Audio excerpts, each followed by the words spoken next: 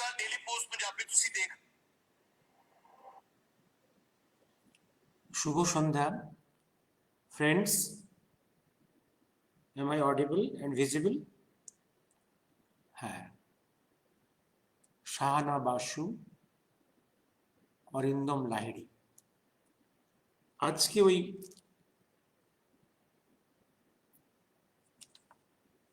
War criminal issue tag on Netaji, এটা নিয়ে কথাটা বলবো আজকে। গতকাল আপনাদের সঙ্গে কথা বলার পরে আজকে সকালে আলমারি খুঁজতে খুঁজতে একটা ভালো ডকুমেন্ট পেয়ে গেলাম। সেই ডকুমেন্টটা হচ্ছে জাস্টিস মনোজ মুখার্জি কমিশনে সুনীল গুপ্ত ওনাদের টিম যে এপিডেভিটটা সাবমিট করেছিল, প্রথম ফার্স্ট এপিডেভিট, কারণ আমরা এপিডেভিট অনেকবারই সাবমিট করেছি, কয়েকবারই, প্রায় আমার তো 3বার ফার্স্ট এপিডেভিট, তারপরে 2খানা সাপ্লিমেন্টারি এপিডেভিট। আর সুনীলদা ওদেরও ছিল এপিডেভিট। ফার্স্ট এপিডেভিটের কপিটা হাতে এসে গেল, ওতে দেখলাম ওই ওয়ার ক্রিমিনাল ইস্যুটা ডিল করা আছে। প্লাস তার আগে আমাদের ক্যালকাটা হাইকোর্টে এবং সুপ্রিম কোর্টে যখন ভারতরত্ন অ্যাওয়ার্ডের এগেনস্টে আমাদের মুভমেন্ট চলছিল লিগ্যাল প্রসেসে, তখন আমরা ওয়ার ক্রিমিনাল ইস্যুটাও আমরা নিয়ে এসেছিলাম। তখন যে কিছু ডকুমেন্টস আমরা ইউজ করেছিলাম সেটার একটা কম্পাইলেশন। তাই ভাবলাম যে এটা আপনাদের সামনে তুলে ধরাটা আপনাদের কর্তব্য, কারণ মাঝে মাঝে মনে হয়েছে এগুলো বই আকারে বহু আগে পাবলিশ করব। একটা জিনিস হচ্ছে, খুব সিরিয়াস বুকস লাখ লাখ টাকা খরচ করে বই করে রাখবো, পাবলিশ করব, এগুলোর খুব টেকার নেই। আমার খুব এক্সপিরিয়েন্স বলছি, আমার লাস্ট 50 years এর experience, very less number of taker on the serious books. Anyway, আজকে আমি ওই এপিডেভিটের অ্যাঙ্গেল থেকে আজকে আবার ডিসকাস করব war criminal issue tag on Netaji. আর তার আগে আপনারা কয়েকজন যে কতগুলো প্রশ্ন তুলে রেখেছেন সেইগুলো আমি একটু আলোচনা করে নেব। দেখি আজকে যে প্রশ্নগুলো করা হয়েছে, আমি একটু প্রশ্নগুলো করা আছে ওইগুলো আগে একটু পড়ে নিয়ে আমি চলে যাব। হ্যাঁ, আমি ব্রহ্মচারিণীর শ্রদ্ধা প্রকাশ একটা জিনিস বলে রেখেছি, উনি এখনো আসেননি দেখলাম ফেসবুক, তো ওনার কথাটা আমি পড়ে নিয়ে আমি সাবজেক্টে চলে যাব।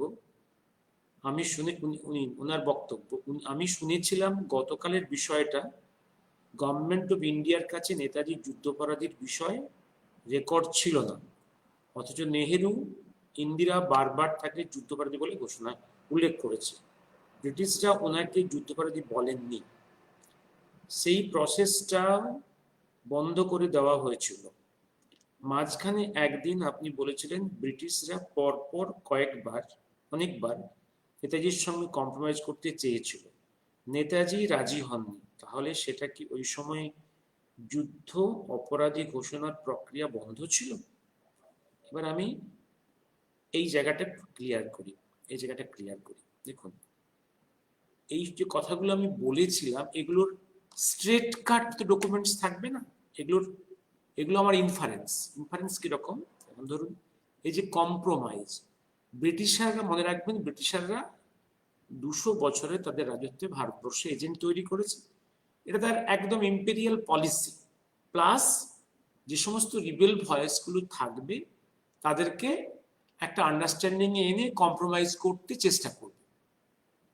এটা একদম ইতিহাসে সাক্ষী আছে, আমাদের ভারতবর্ষের ইতিহাস, ব্রিটিশ ইন্ডিয়ার হিস্ট্রি আপনি দেখলে বারে বারে পাবেন। অনেকে তো একদম প্রথম থেকে এজেন্ট, আর কেউ পরবর্তীকালে ডিরেক্টলি বা ইনডিরেক্টলি, নোয়িংলি বা আননোয়িংলি তারা ব্রিটিশের এজেন্টে কনভার্ট করে গেছে বাই কম্প্রোমাইজ। এই কম্প্রোমাইজ কিন্তু ব্রিটিশাররা দেয় ডাইরেক্টলি অথবা থ্রু দেয়ার এজেন্টস। এবং এখানে একদম গান্ধী বহুবার চেষ্টা করেছি, ব্রিটিশ যা করে গান্ধীর থ্রু দিয়ে করেছে, কিছু কিছু ডিরেক্টলি করেছে, আর মাঝে মাঝে গান্ধীর থ্রু দিয়ে করেছে বা তার এজেন্ট দিয়ে থ্রু দিয়ে করেছে। একদম গান্ধী একটা ঘটনা বললে আপনি বুঝতে পারবেন, এটা মহাকাল কথন।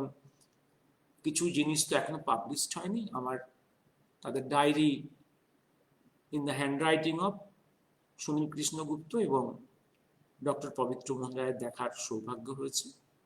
কয়েকটা জায়গাতে লেখাই আছে যে একটা ঘটনা, মহাত্মাজি একদিন একদম আমার বাড়ি আসতে দেরি হলো, দেখলাম মহাত্মাজি বাড়িতে বসে আছেন, বাড়িতে আসার সঙ্গে সঙ্গে বাবার মতো আবদার, সুভাষ তুমি কি ভারতবর্ষের বিপ্লবীদের সঙ্গে, যারা বিপ্লবীদের সঙ্গে তুমি যোগাযোগ বিচ্ছিন্ন করবে না? একদম, অর্থাৎ তার আবদার, বাবার মতো আবদার, যে সমস্ত বিপ্লবীদের সঙ্গে যোগাযোগটা তুমি বন্ধ করো। এ তো কম্প্রোমাইজ ফর্মুলা। এবং আরেকটা জিনিস যেটা হচ্ছে, যেটা আরেকটা জায়গায় লেখা আছে, সেটা হচ্ছে এই যে একদম আমি যদি কম্প্রোমাইজ করতাম তাহলে তো ভারতবর্ষের নিরঙ্কুশ অধীশ্বর হতে পারতাম। সেই অফার তো আমাকে বহুবার দেওয়া হয়েছে। এখন সেই অফারটা কার কার কাছ থেকে কিভাবে এসেছিল সে তো আমি জানি না।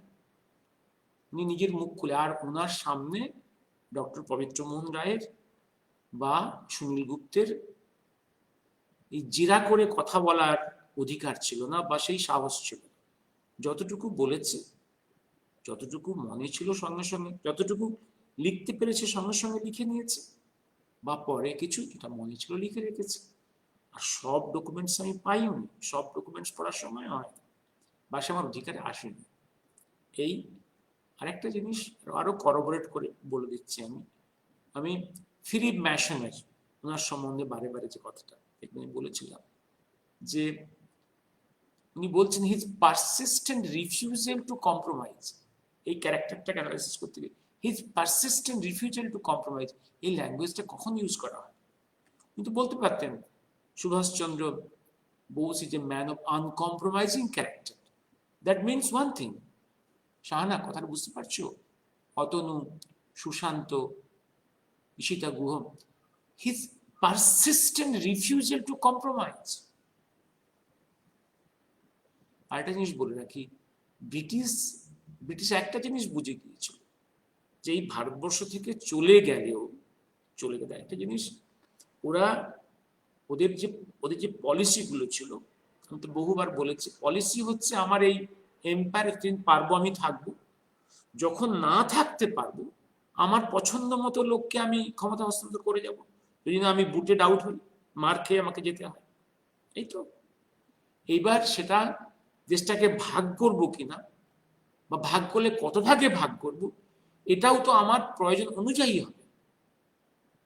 যেমন ইংল্যান্ড কিন্তু ভারতবর্ষকে ভাঙবার আগে অনেকবার চিন্তা করেছে যে ভারতবর্ষের পলিটিক্যাল পার্টিগুলো কতখানি সেই ডিভিশনের সাপোর্টার হবে, নাম্বার ওয়ান।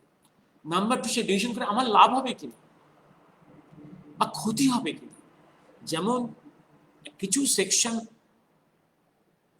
ইংল্যান্ডের ভেবেছে যে ভারতবর্ষকে ভাগ করলে আমার ইম্পেরিয়াল ইন্টারেস্ট ভারতবর্ষে কন্টিনিউ করবে।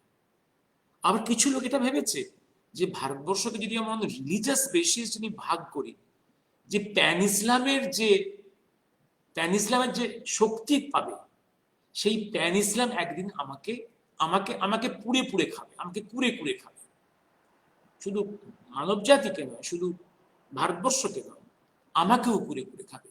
এই চিন্তা তো ছিল, তার এই ভয় তো ছিল, যেটা আজ ঘটেছে। আজ প্যান ইসলাম গোটা ইউরোপকে কুড়ে কুড়ে খাচ্ছে, শুধু ভারতবর্ষকে নয়। এবং সেই প্যান ইসলামের একদম স্পিয়ার হেড ইজ পাকিস্তান, একদম মনে রাখুন। এবং ইসলামিক কান্ট্রিগুলোর মধ্যে একমাত্র এস্টাবলিশড রিকগনাইজড অ্যাটমিক পাওয়ার হচ্ছে পাকিস্তান। Mistake it clear. এখনো কিন্তু Iran is yet to be atomic power, yet to be a declared established atomic power. Atomic warheads একদম অফিসিয়ালি আছে পাকিস্তানের, ডিক্লেয়ার্ড কান্ট্রি উইথ অ্যাটমিক ওয়ারেটস। এটা মনে রাখতে হবে।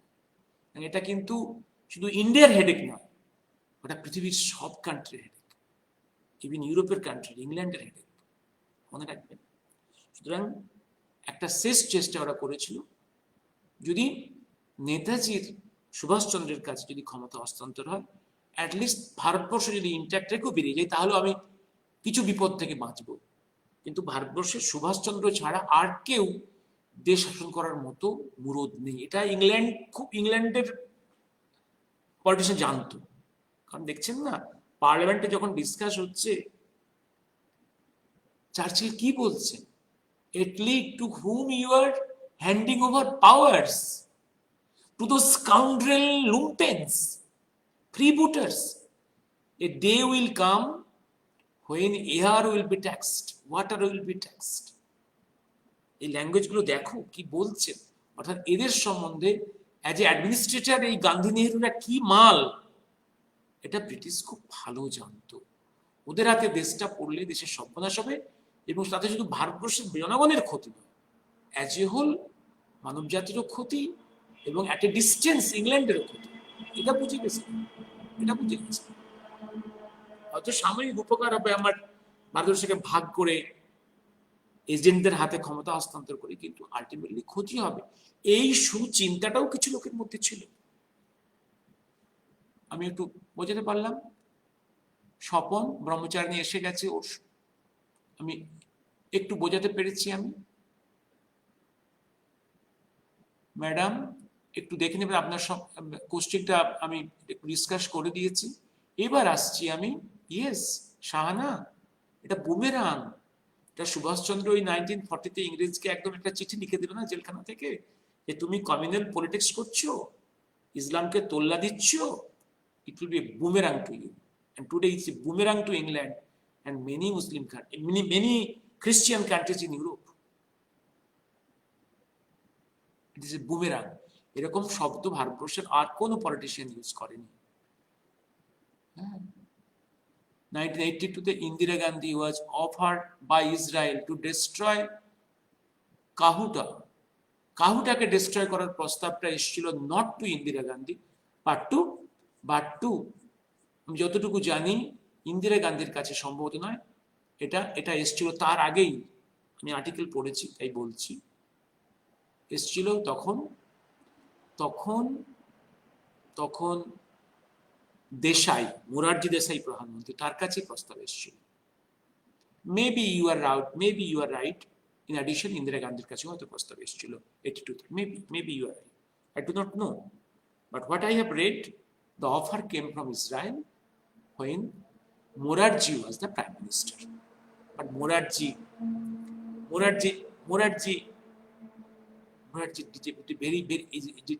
acted in a way which is detrimental to the interest of the country. That's the tragedy. That is the problem of the Gandhians. Morarji was not a chore. আমি dishonest সেই অর্থে বলছি না, but he was not a patriot in that way. He was not a nationalist. Because for a Gandhian, it is very difficult to be a patriot, to be nationalist. Shana is clearly understood. এইবার আমি আসছি, এইবার কিভাবে সুনীলদা তার এপিডেভিটটা সাজিয়েছিল। সুনীলদা is not a very highly qualified man with degrees, but তার এপিডেভিট, আমি যত এপিডেভিট দেখেছি আমার জীবনে, এত ভালো এপিডেভিট আমি খুব কম দেখেছি। হ্যাঁ, আমি সেইটা নিয়ে আস্তে আস্তে তোমাদের সঙ্গে একটু ডিসকাস করে নেবো আজকে বাংলায়, এবং শুধু ডকুমেন্টের কিছু ভাইটাল জায়গা যেগুলো ডকুমেন্টস, সেইগুলো আমি শুধু ইংরেজিতেই কোট করবো। একদম ওয়ার ক্রিমিনাল ইস্যু সুনীলদা কিভাবে বলেছে। আমি বেঙ্গল প্যাক্ট, হ্যাঁ দীপায়ন চৌধুরী, বেঙ্গল প্যাক্টকে উনি সমর্থনই করেছিলেন। সুভাষচন্দ্র রাজনীতিতে থাকাকালীন মুসলিমদের খানিক বেশি সুবিধা তো দিয়েছেন বলেই দেখি। হ্যাঁ, give and take প্রশ্ন। You have to accept the position that by that time in United Bengal, Muslims had become majority.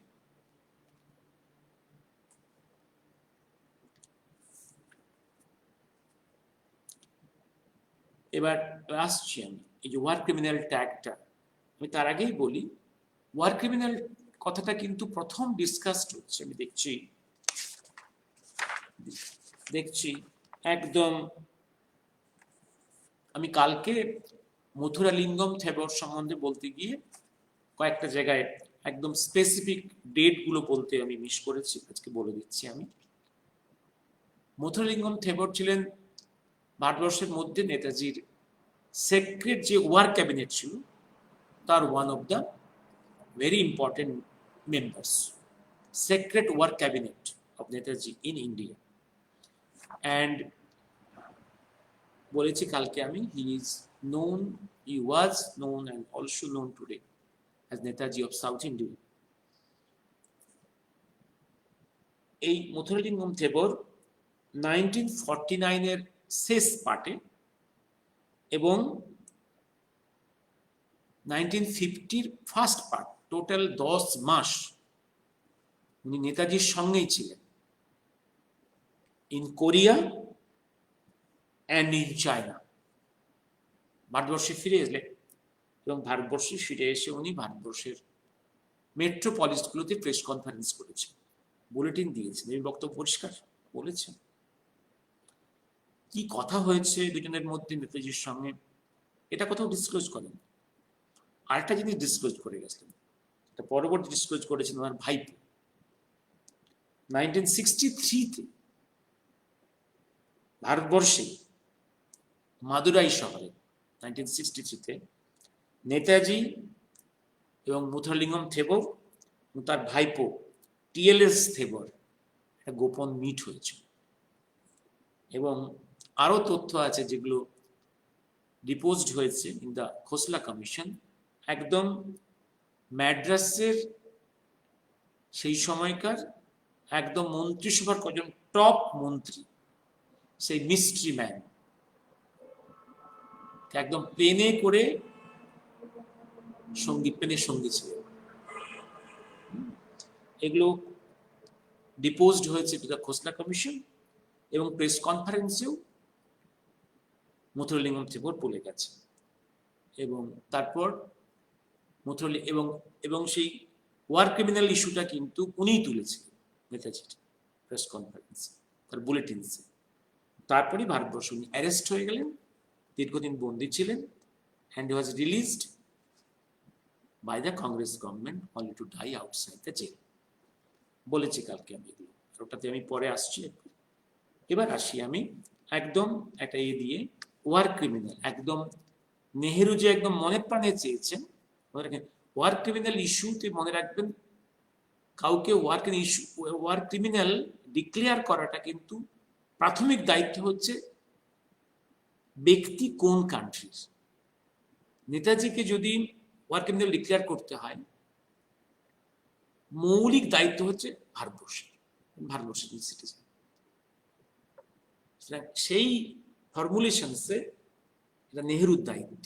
Nehru কি চাইছে, ভারতবর্ষের সরকার কি চাইছে, তারপরে তো ইন্টারন্যাশনাল কোর্ট, তখন তো ইন্টারন্যাশনাল ফোরামে আসবে, কিন্তু প্রথম তাকে ইন্টারসেপ্ট করা, তাকে অ্যারেস্ট করা, আর to hand over this person as war criminal to the international forum tribunal, এটা হচ্ছে সেই দেশের কাজ।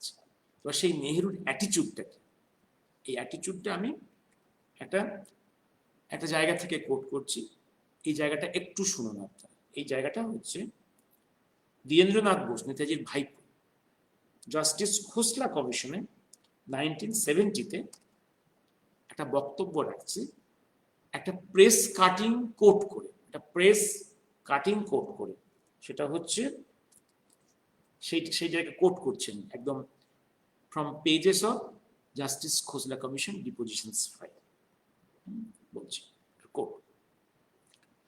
এটা হচ্ছে প্রেস কনফারেন্সটা হচ্ছে তোমার, এটা নেহেরুর press conference in 1 July 1945 at Simla. সেই প্রেস কনফারেন্সটা ম্যাগাজিনসে যেভাবে বেরিয়েছে সেটাকেই কোট করে দ্বিজেন্দ্রনাথ বোস জাস্টিস খোসলা কমিশনে ডিপোজ করছে, পড়িয়ে দেবে। Asked that his attitude towards Subhash Bose today was Pandit Jawaharlal Nehru recalled the statement which he made in reply to similar question early in 1942 in Calcutta. He had then said that he would fight against Subhash Bose if he were to come to India under the auspices of the Japanese government, because his coming to India then would have proved dangerous for the future of India. But after the Japanese war, if Subhash Chandra Bose were to come to India, Pandit Jawaharlal Nehru said it would be wrong to adopt any vindictive policy towards him. It was, however, a different matter as to under what conditions he would be allowed to return to India. অর্থাৎ 1945 জুলাই মাসে when war is coming towards the end, তখনও কিন্তু নেহরুর বক্তব্য, তার আগের বক্তব্য ছিল 42 press কনফারেন্সে বলেছিলেন যে উনি এলে আমি সোর্ড নিয়ে তাকে রিসিভ করব। এটা বক্তব্য, ওনার আশাটা দেশের প্রতি ক্ষতিকর, এই বক্তব্য ছিল। 45-এ বলছেন না, উনি আসবেন, কিন্তু কি শর্তে আসবেন, কোন কোন শর্তে ভারতবর্ষে আসবেন সেটা আমাদেরই ঠিক করতে হবে। দ্যাট ইজ নেহেরু ঠিক করে দেবে, অর্থাৎ পরিষ্কার ইঙ্গিত ব্রিটিশের সঙ্গে সে অ্যালায়েন্স হয়ে শর্ত সাপেক্ষে সে ভারতবর্ষে সুভাষ বোসকে ঢুকবার পারমিশন দেবে। অর্থাৎ সুভাষচন্দ্রকে নেহেরুর দয়ায় ভারতবর্ষে ঢুকতে হবে, এটা নেহেরুর মানসিকতা। এই জায়গাটার সঙ্গে মিলিয়ে নিন গতকাল যেটা বলেছিলাম আমি, শ্যামলাল জৈনের যে ডিপোজিশন, সেই চিঠি টাইপ করার যে ইতিহাস, যেটা কাহিনী বলেছিলাম, সেইটা আমি এটা মিলিয়ে দিই। এই হচ্ছে অ্যাটিটিউড। এই অ্যাটিটিউডের সঙ্গে মিলিয়ে দেবেন শ্যামলাল জৈনের। এবং গতকাল যেটা আমি, আমার লাইন বাই লাইন ওয়ার্ডটা মনে আসছে না, নেহেরু, হ্যাঁ গতকাল বলেছিলাম শ্যামলাল জৈন ছিল আমাদের আশফ আলীর পার্সোনাল টাইপিস্ট, পার্সোনাল সেক্রেটারি। এটার সঙ্গে যুক্ত করে দিন। এই সময় যখন এই ঘটনাটা ঘটছে, এই টাইপ করার গল্পটা আসছে, এই টাইপটা হচ্ছে কবে, as per memory of Shyamlal Jain, উনি যখন ডিপোজ করছেন, এটা 26 তারিখ 27 তারিখের মাঝখানে, মিড নাইটের কাছাকাছি, 26-27 ডিসেম্বর 1945 টাইপ হচ্ছে। অর্থাৎ তখন রেড ফোর্ট ট্রায়াল চলছে। আর শ্যামলাল জৈন যখন ওই যে ডিফেন্স কমিটি, আইএনএর যে ডিফেন্স কমিটি, তারও টাইপিস্ট হিসেবে কাজ করছেন। সে সময় কিন্তু মনে রাখবেন, নেহেরুর একটা টাইপিস্ট পোশাক পয়সা ছিল না, he was not a practising barrister. তার লাইব্রেরিও ছিল না, তার ইন্ডিপেন্ডেন্ট কোনো ঘর, তার লাইব্রেরি ছিল না। এবং এই কাজগুলো সবই শ্যামলাল জৈন করতেন। নেহেরু চিঠিপত্র টাইপ সবই এই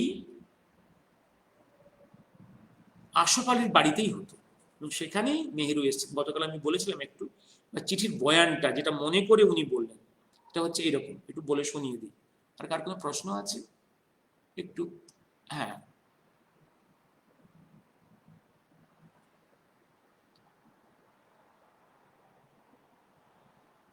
না এবার না, ব্রহ্মচারীর সাথে বলে রাখি, শর্তটা কি ছিল? সুভাষচন্দ্রের শর্তটা এই ছিল যে আমরা তোমাকে ভারতটা দিয়ে দেব, কিন্তু তুমি এশিয়ার বাকি পার্ট, আফ্রিকা নিয়ে কোন রকম কথা বলবে না। এইটা নেতাজি রাজি হন। নেতাজিকে ভারতবর্ষ ওরা দিতে চেয়েছিল, শর্ত হচ্ছে নেতাজি রেস্ট অফ এশিয়া এবং আফ্রিকাকে নিয়ে কোনো কথা বলবে না। তো রেস্ট অফ দি এশিয়া এবং আফ্রিকা নিয়ে ব্রিটিশ এম্পায়ার যা ইচ্ছা করবে, এইটা উনি এই জায়গাটা কম্প্রোমাইজ করতে পারেন। এটা মনে রাখতে হবে। এবার কেন তিনি কম্প্রোমাইজ করেননি তিনিই বলতে পারবেন। এটা হয়তো তিনি ভেবেছিলেন যে ব্রিটিশ এখন বিপদের মধ্যে পড়েছে বলেই হয়তো আমাকে ইন্ডিয়াটা দিচ্ছে, কিন্তু রেস্ট অফ দি এশিয়া এবং আফ্রিকাতে সে যদি বসে থাকে, তাহলে যে কোনো সময় সে আমাকে বিপদে ফেলবে। এটা হতে পারে। ডিপ্লোমেসি, ওয়ার্ল্ড পলিটিক্স, উনি যেটা বোঝেন, আমরা সেইটা কেউ বুঝি, এটা দাবি করা উচিত নয়। এইবার আসি যে বয়ানটার সময় বলছিলাম, বয়ানটা ছিল এরকম: dear mister Attlee, I understood from reliable sources that Subhash Chandra Bose, your war criminal, has been allowed to enter Russian territory by Stalin. This is a clear treachery and betrayal of faith by the Russians.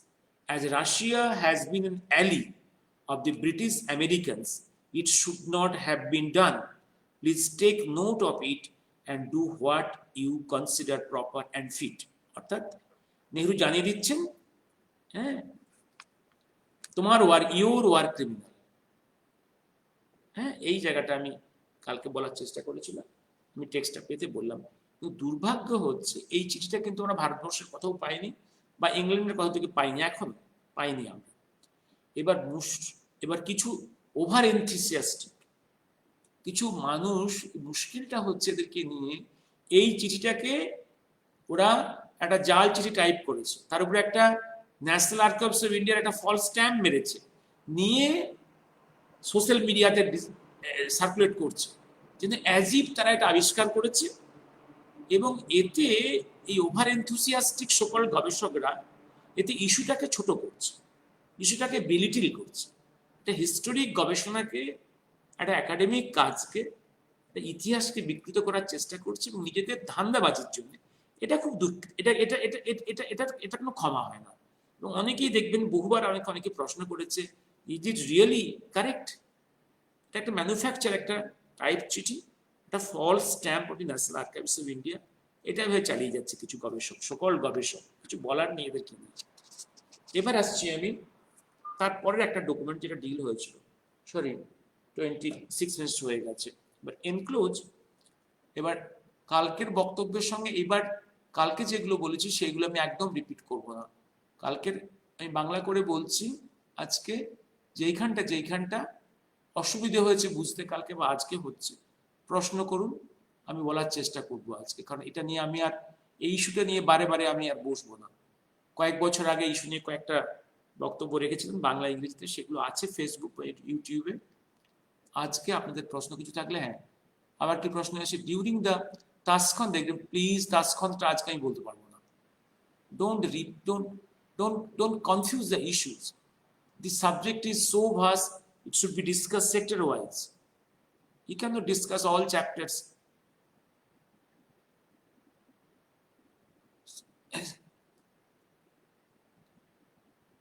হ্যাঁ, কি না, দুরদর্শ অবশ্যই ছিল। আমি আজকের দিনের, হ্যাঁ, as we are frustrated too, you are telling this. হ্যাঁ, এবার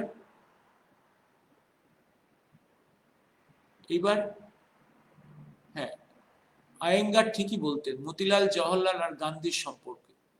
yes, godfather, god the son and god ঘোষলি।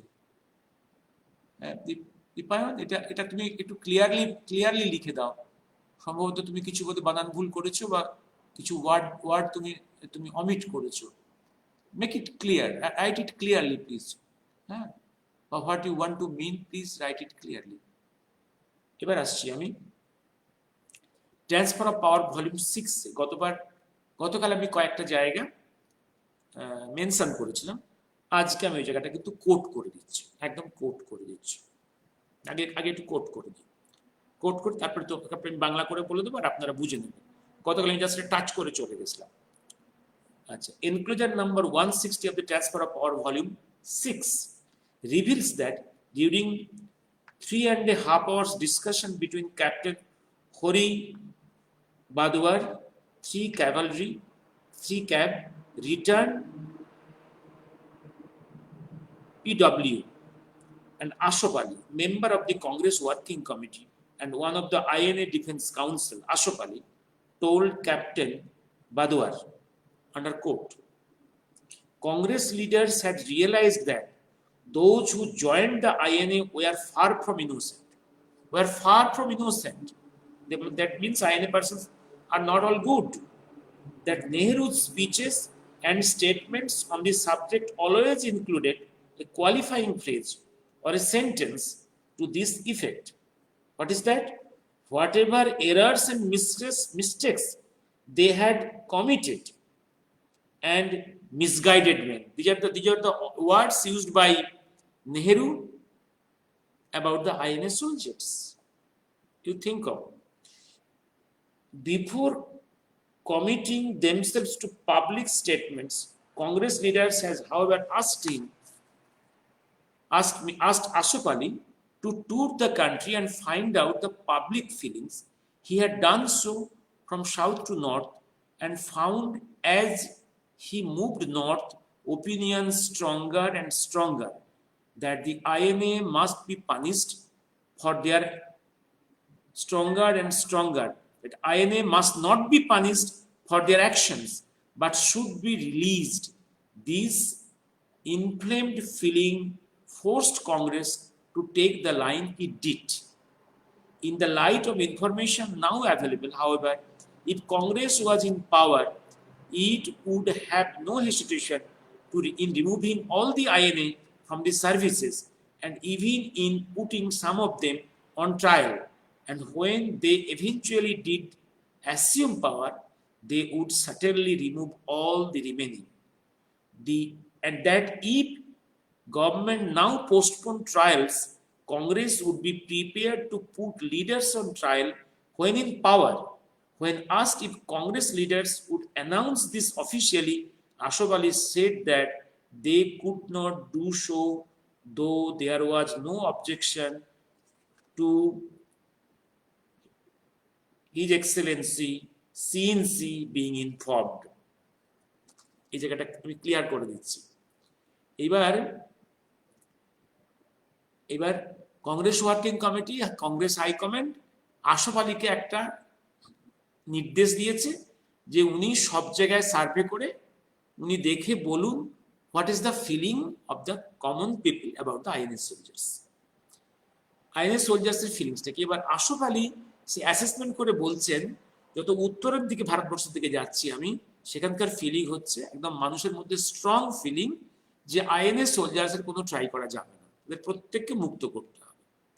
এবং এই যে ফিলিংসটার জন্যই কংগ্রেস বাধ্য হয়েছে এই আইএনএ ডিফেন্স কমিটিতে প্লিড করার জন্য রেড ফোর্টে, এবং আরো অন্য ডকুমেন্টস থেকে এটা কি করার পরে যে এই সুযোগটাকে, এই আইএনএ এখন পপুলার ইস্যু, অন্য জায়গায় এই ল্যাঙ্গুয়েজে লেখা আছে আইএনএ যে পপুলার ইস্যু, এই পপুলার ইস্যুকে আমরা ইউজ করব politically for our building up our own popularity, এবং আমরা ক্ষমতায় আসবো। এখন আমরা আইএনএ সোলজার্সদের আমরা ট্রাই করতে পারবো না, কারণ it's such a popular issue. ক্ষমতায় এসে আমরা সুযোগ পেলে ওদের আবার ট্রাই করবো মানে কি অ্যাজ ওয়ার ক্রিমিনাল, এবং আমরা কোনো সেনাবাহিনীতে পুলিশ বাহিনীতে ওদেরকে নেব না, একদম পরিষ্কার মুখে। কিন্তু এখন এই কথাটা মুখে বলতে পারবো না, কারণ এখন INA issue is so popular, এটা করতে গেলে আমাদের খুব ক্ষতি হয়ে যাবে, আমাদের রাজনৈতিক ক্যারিয়ারে আমাদের খুব ক্ষতি হয়ে যাবে। আরেকটা কথা যেটা হচ্ছে, তার আগে যেটা হচ্ছে যে একটা বক্তব্য যেটা হচ্ছে পরিষ্কার বলা যাচ্ছে, রেকর্ডসে বলা যাচ্ছে যে নেহেরু আইএনএ সোলজার্সদের সম্বন্ধে বলতে গিয়ে সবসময় একটা কথা বলছেন, হাওয়েভার তারা অনেক ভুল ভ্রান্তি করেছে, হাওয়েভার তারা সবাই খাঁটি মানুষ না, এই কথাগুলো প্রায়ই বলতেন, এবং তারা মিসগাইডেড, আইএনএ সোলজার্স আর মিসগাইডেড, এই হচ্ছে নেহরুর ভাষা। অথচ আইএনএ ইস্যু নিয়ে তিনি কিন্তু নিজে পপুলার হলেন, হচ্ছে political use of the political মানে popular issue of the INA. এবার অর্থাৎ আইএনএ ট্রায়াল করার একটা ইচ্ছে কংগ্রেসের মধ্যে ছিল, এবং সেই কথাটা তারা কমান্ডার ইন চিফকে জানিয়েও দিছিল। কিন্তু এখন যেহেতু তারা ক্ষমতায় আসতে পারেনি, তারা এখন কিন্তু আইএনএ সোলজার্সদের ট্রাই করবে না। ব্রিটিশ তো দেখতেই পাচ্ছেন, ব্রিটিশ পিছিয়ে গেল, ব্রিটিশ যদিও একটা সেন্টেন্স অ্যাওয়ার্ড করলো, তারাও সেটা পরে তারা অ্যাকুইটাল, তারা মুক্তি দিল, কারণ in fear of the people's revolt. এবার আসছি আমি আরেকটা জায়গাতে,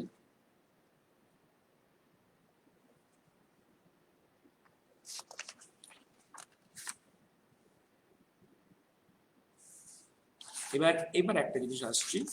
এবার শাহনওয়াজ খান কমিটির সময় কিন্তু ওয়ার ক্রিমিনাল ইস্যুটা তুলেছিলেন সেজদা সুরেশচন্দ্র বসু। তখন শাহনওয়াজ সেই গভর্নমেন্টের ল্যাঙ্গুয়েজে উত্তর দিয়েছিল, যেটা কালকে আমি বলেছিলাম, যেটা সেই ল্যাঙ্গুয়েজটা, the government of India is not in possession of any information on this point. This point means war criminal issue. এবার থেবরের যেটা হচ্ছে, থেবর যখন থেবর এসেছিলেন, মুথুরালিঙ্গম থেবর এসেছিলেন শাহনওয়াজ খান কমিটিতে ডিপোজ করার সময় উনি কিন্তু কমিশনে একটাই কথা বলেছিলেন যে ওয়ার ক্রিমিনাল ইস্যু নিয়ে কি আপনাদের বক্তব্য, গভর্নমেন্ট অফ ইন্ডিয়ার কি বক্তব্য। এই পয়েন্ট ক্লিয়ার না করলে আমি কোনো বক্তব্য রাখবো না, আমি কোনো ডিপোজই করবো না, একদম। He was very very firm যে government Netaji war criminal tag নিয়ে বক্তব্য ক্লিয়ার না করলে কি তার পজিশন, এবং যদি ক্লিয়ার ডিক্লারেশন না দেয় যে সুভাষচন্দ্র ধরা পড়লে তাকে অ্যাজ ওয়ার ক্রিমিনাল ট্রাই করা হবে না, এই পরিষ্কার বক্তব্য না বললে আমি কোনো বক্তব্যই রাখবো না in the committee, in this inquiry committee, একদম। এবং একটা সময় যখন Shahnawaz Khan as chairman of the team বললেন যে যে এনি উইটনেস ডিমান্ড করলেই তো আর গভর্নমেন্ট তার ডকুমেন্ট দেবে না, তখন একদম প্রচন্ড রেগে গিয়েছিল, রেগে বললেন the government cannot issue, the chairman বললেন the government cannot issue categorical statement in regard of this question of war criminal in response to demand by any witness. Mr. Thewar said, I disapprove of the chairman bringing me under the category of any witness, and I asserted that I am the only important witness in this inquiry. যখন শাহনওয়াজ একটা বক্তব্য রাখলেন না যে any witness demand করলে তো government বক্তব্য রাখবে না, উনি বললেন don't equate me in the category of any witness. I am the only important witness in the whole inquiry. আর এই ইস্যুতে বক্তব্য ক্লিয়ার না করলে আমি কোনো বক্তব্যই রাখবো না। ইভিন সেজদা সুরেশ চন্দ্র বোস তার রিসেন্ট রিপোর্টে যতটুকু মনে পড়ছে আমার, সেখানে ওয়ার ক্রিমিনাল ইস্যু উনি ডিসকাস করেছে। এবার তারপরে সেই সময় বিখ্যাত ব্যারিস্টার নীহারেন্দ্র দত্ত মজুমদার উনিও এসেছিলেন শাহনওয়াজ খোসলা কমিশনে উনি কিন্তু দাবি তুলেছিলেন যে ওয়ার ক্রিমিনাল ইস্যু নিয়ে গভর্নমেন্ট অফ ইন্ডিয়া ক্লিয়ার বক্তব্য জানাচ্ছে। তো গভর্নমেন্ট অফ ইন্ডিয়া সেই পুরনো বক্তব্য, we have no records,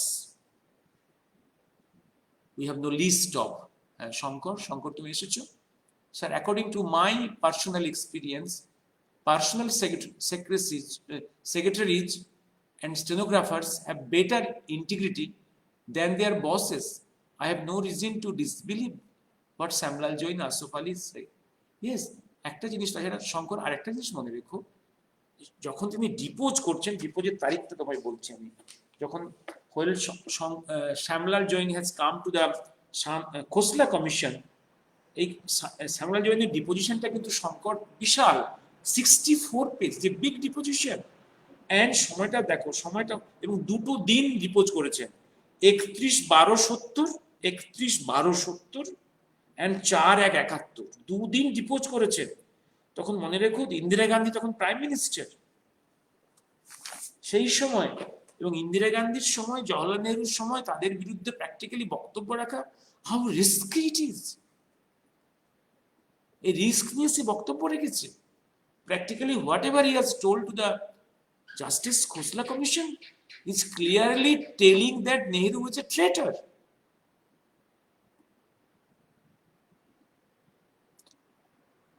Prithu Chatterjee understands, sir, that is why he had taken his jersey and tried to show that he is involved in the INA trial. Yes, just a drama. Practically, in the INA trial, this man, Bipless Barrister Nehru, stood there and he has argued, he has uttered not a single sentence. Main argument was done by Bhulabhai Desai and possibly Sir Tej Bahadur Sapru. Yes. And this Ashok Ali and this Nehru were British agents.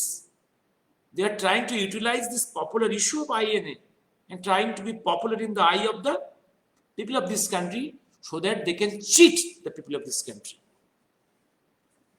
এবার আসছি আমি আরো দুটো ডকুমেন্টে যেগুলো কালকে আমি discuss করিনি, আমি একটু বলে থেমে যাব। হ্যাঁ, পৃথু আন্ডারস্টুড স্যার, হ্যাঁ, ও 40 মিনিটস হয়ে গেছে। এবার air vice marshal Shri Surenji Goel wrote to the Secretary General of the United Nations Organization on 15 February 1997. He wrote, "The worthy patriot of patriots, as Mahatma Gandhi called the great Indian freedom fighter Netaji Subhash Chandra Bose, deserves the world body's favorable consideration to relieve him, dead or alive, on the centenary occasion from the dishonorable reference as war criminal, unjustly dubbed by the superpowers of the UK, USA. In reply to the Executive Assistant to the Secretary General on May 1, 1997 stated inter alia, quoting, the Secretary General is aware of the great regard in which Netaji is held, but he is powerless to undo references that may have been made in the past." কোথাও কিন্তু বললেন না শঙ্কর, কোথাও কিন্তু বললেন না যে his name is not in the list of war criminal। কি বললেন? This Secretary General is powerless to undo references that may have been made in the past.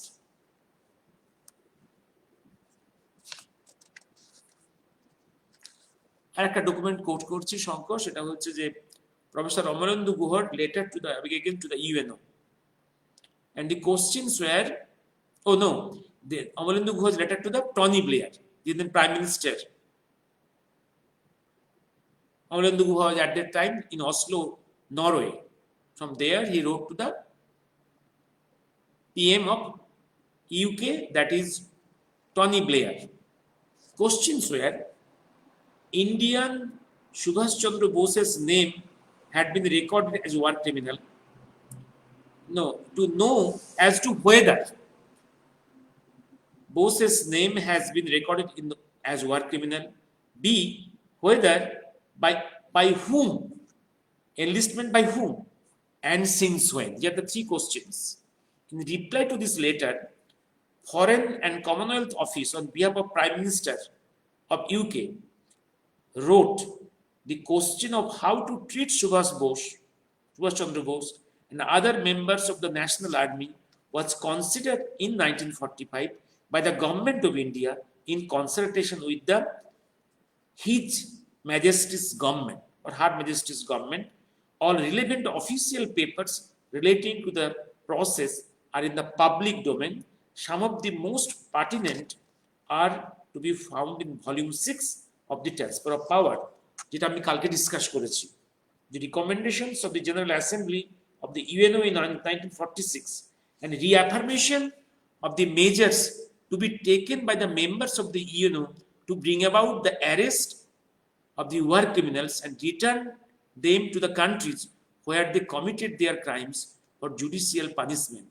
General Assembly's directions in 1969 calling upon the states concerned to take measures to investigate war criminals and make arrangements for detention, extradition, and punishment for persons quality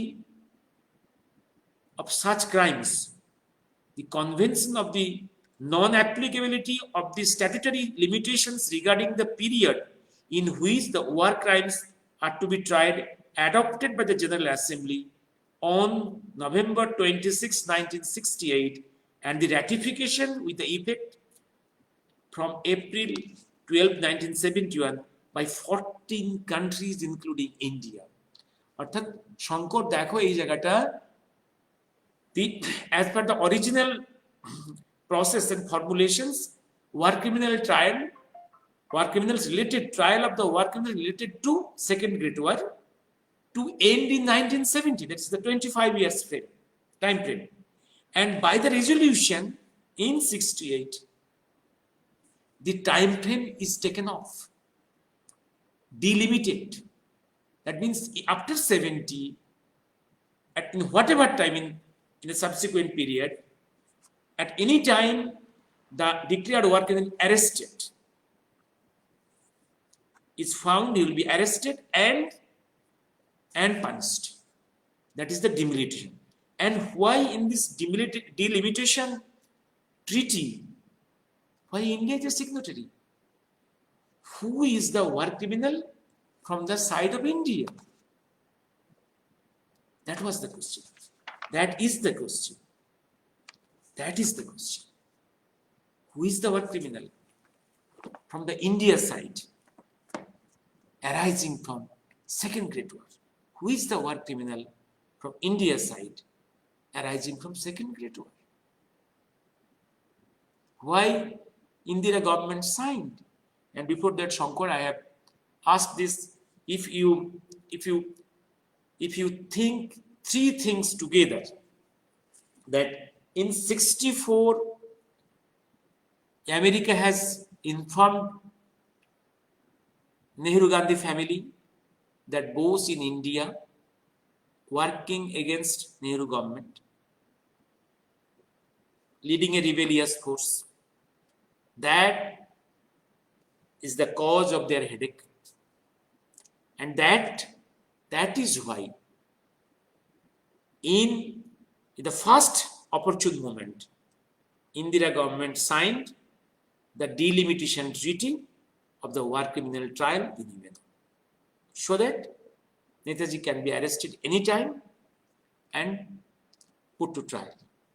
And another thing is done in the earliest opportunity in 75 during emergency without discussion.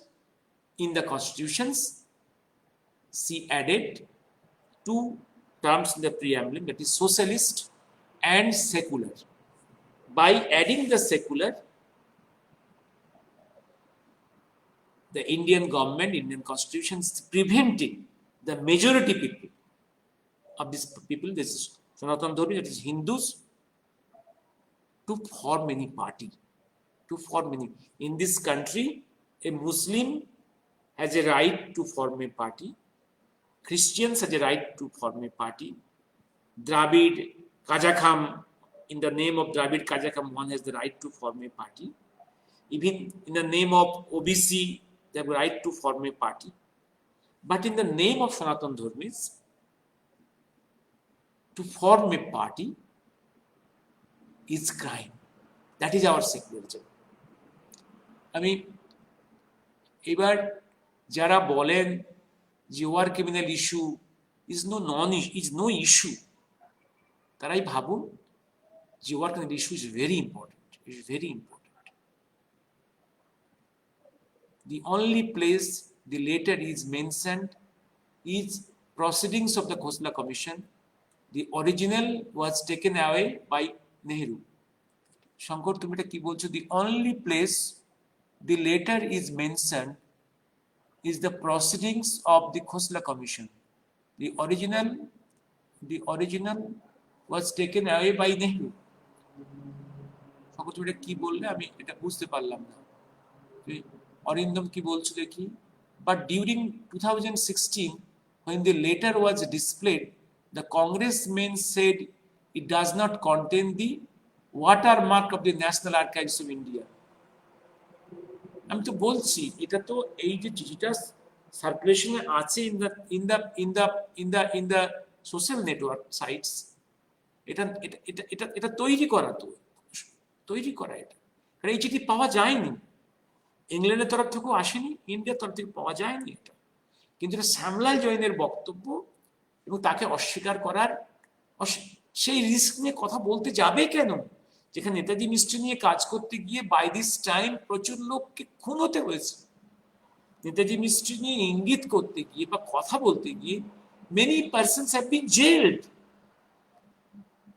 had to pass very painful days in jails, and some persons have been murdered.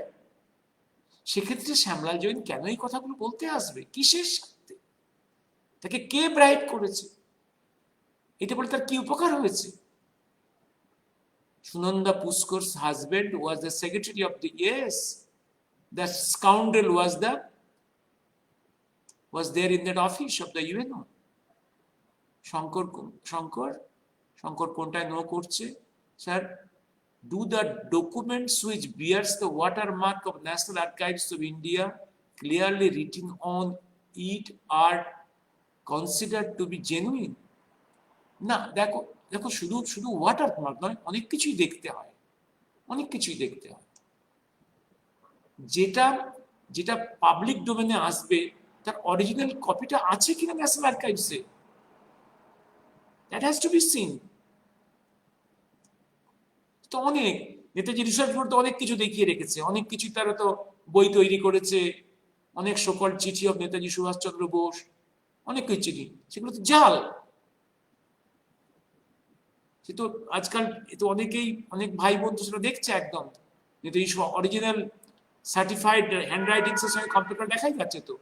Letters এর লেখার বাঁকবুক, inter letter gaps, mode of writings, axis of the letters, এ সময় অনেক কিছু দেখে তো অনেক জালই দেখা যাচ্ছে। এবং যে জাল বলা হচ্ছে, এবং এবং ওরা কোর্টে যখন ওদের চিঠিগুলো চেয়েছিলাম আমরা, ওরা বললো কি এগুলো আমাদের personal private property, personal private affair. তারা তো এগুলো টেস্ট করতে দেয়নি, কিন্তু a day is coming when they will be forced to give these letters, or some other power will come to subject these letters to forensic scrutiny. These activities of these scoundrels should not be allowed to continue further.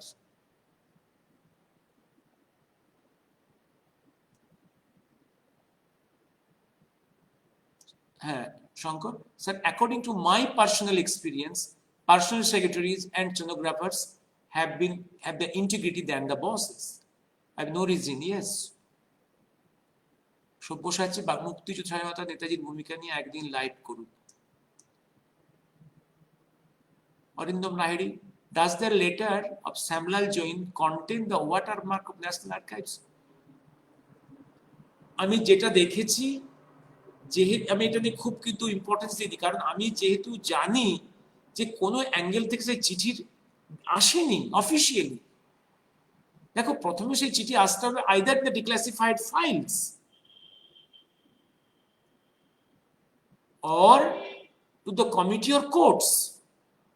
Just a letter is seen in the Facebook site or any other social media site, I cannot be serious about that.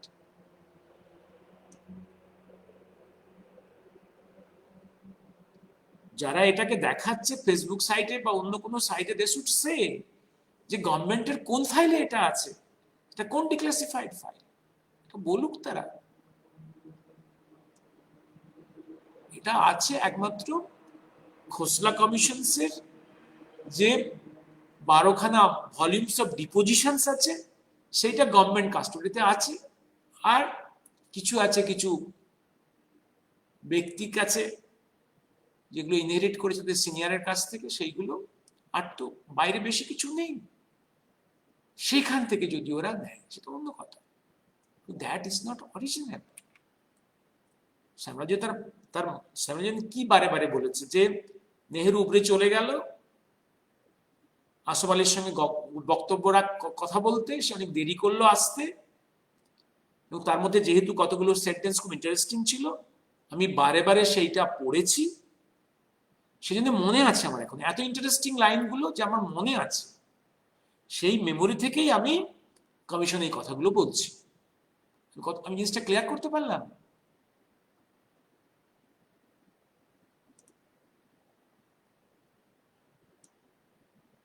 Brahmacharini শ্রদ্ধা, নেতাজি যদি একরোখা হয়ে না যে থাকতেন, একরোখা কথাটা কিন্তু খুব wise নয়, কিন্তু application of this term, Bangla term একরোখা, উনি কখনোই একরোখা ছিলেন না, অত্যন্ত ব্যালেন্সড, সব দিক চিন্তা করতেন, প্রস অ্যান্ড কনস। কোনো স্টেপ, কোনো কাজ, কোনো কথা ইন অ্যাডভান্স তার কনসিকুয়েন্স না বুঝে উনি কথা বলতেন। কাজ তো দূরের কথা, কাজ করার সময় তো আরো অনেক চিন্তা করতেন, সমস্ত অ্যাঙ্গেলস, কনসিকুয়েন্স ভেবে কাজ করতেন। একরকম বলাটা কিন্তু ওনার উপরে আমাদের অন্যায় হবে। ছোটবেলা থেকে একদম ব্যালেন্সড। তুমি চিন্তা করে দেখো, ওটেন এপিসোডে ভারতবর্ষে তুমি একটা ক্যারেক্টার দেখাও তো, ওইটুকু বয়স, তখন কতটুকু বয়স, জাস্ট কৈশোর, যৌবনে পা দিচ্ছে, ওইটুকু বয়সে অন্য বন্ধুরা ওটেনকে ধরে মেরেছে, উনি স্টুডেন্ট লিডার, ওনার কাছ থেকে কমিশন শুধু নামগুলো জানতে চেয়েছে, উনি নাম বলেননি, সেই নাম বলেননি, অপরাধী তো রাষ্ট্রকিশোর, নামগুলো বলে দিলে তো আর ওনার শাস্তি হতো না। ওইটুকু বয়সে নিজের ক্যারিয়ার নষ্ট করে, নিজের বন্ধুদেরকে সেভ করলে, এই অন্য লোকের দায়িত্ব, ভুল কাজের দায়িত্ব নিজের কাঁধে নিয়ে বেরিয়ে যাওয়া, এই মুরদ, এই উইজডম ভারতবর্ষের আরেকটা দেখান, আর একটা দেখাতে পারবে, এই maturity. Is a born leader, leader at birth, is a born leader. কেউ তৈরি করেনি তাকে। সুভাষচন্দ্র রাজনীতিতে থাকাকালীন খানিক বেশি সুবিধা দিয়েছিলেন বলেই দেখি।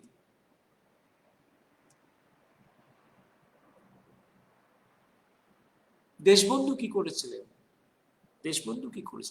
দেশবন্ধুর পলিসি উনি ফলো করেছিলেন,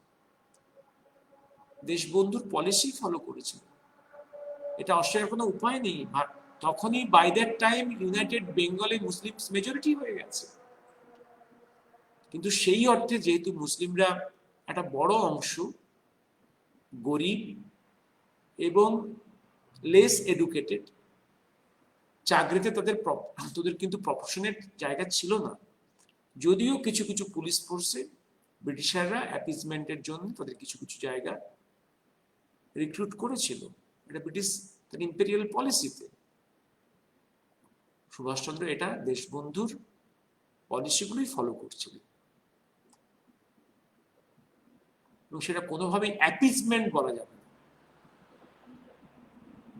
অবশ্য একটা কথা আমি বলি, যে ভারতবর্ষে মুসলিম সমাজ গরিব, কম এডুকেটেড, এটা বলাটা কিন্তু ঠিক না, অ্যাবসলিউটলি অর্থে ঠিক হবে না।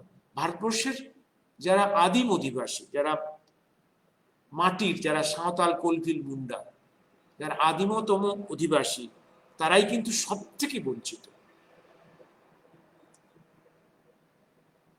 তারা কিন্তু কখনো অস্ত্র তুলে নেয়নি রাষ্ট্রের বিরুদ্ধে নিজেদের স্বার্থে। আজকের মুসলিমরা একটা সেকশন দাবি আদায়ের জন্য কিন্তু অস্ত্র তুলে নিয়েছে, এখানে তফাৎ।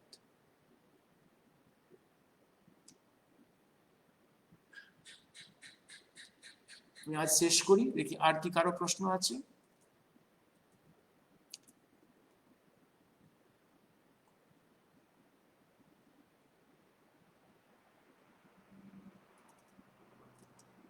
আমি শেষ করি। আর শঙ্কর কিছু বলেছে নাকি দেখি, শঙ্করের শেষ সেন্টেন্সটা আমি বুঝতে পারিনি। শঙ্কর এখানে একটা কি কারেক্ট লিখেছে, জানি না কি কারেক্ট লিখেছে কার জন্য। আর শঙ্করের একটা লাস্ট একটা কোথায় আমি কি যেন, সৌম্যসাথী কি বলতে চেয়েছে, what is the present stand of BJP government about war criminal tag of Netaji. Shankar, আবার একটা কথা বলি শঙ্কর, তাই না, তো আমি বোঝাতে পারবো কিনা, মনে রেখো সৌম্যসাথী, আমরা যারা নেতাজির নাম উচ্চারণ করে নেতাজির নাম নিয়ে কথা বলি বা মানুষের কাছে পরিচিত হওয়ার চেষ্টা করছি, আমরা কিন্তু নেতাজির আসল কাজ করতে পারবো না। আমাদের দ্বারা নেতাজির আসল কাজ, কোর কাজ, অ্যাকশন ফ্রন্টের কাজ হবে না। আমরা ম্যাক্সিমাম কিছু কথা বলবো, যাতে কিছু মানুষের সেখান থেকে কিছু বুঝবে, সাবজেক্টটা তারা কিছু বুঝবে, এইটুকু। কিন্তু আমরা কিন্তু নেতাজির একদম কোর কাজ, যেটা অ্যাকশন ফ্রন্টের কাজ কেউ করতে পারবো না। ওনার কাজ বিভিন্ন ফ্রন্টে বিভিন্ন গ্রুপের।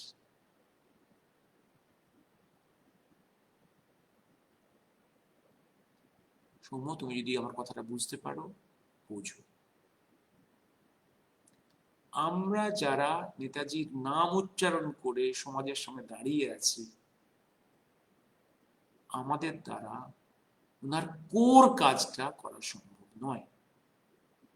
উনি তাদেরকে দিয়ে সেই কোর কাজটা করাবেন না।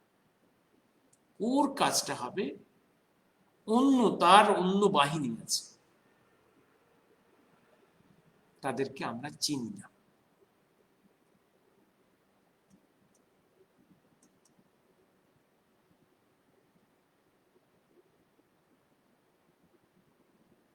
Am I clear? একদম যেটা বললাম সৌম্য, তুমি বোঝার চেষ্টা করো।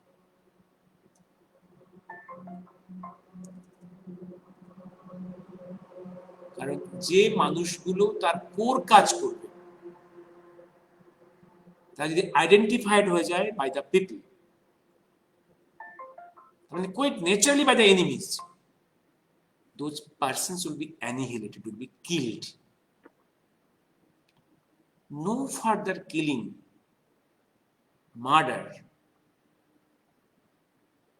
of his truest persons should not be allowed.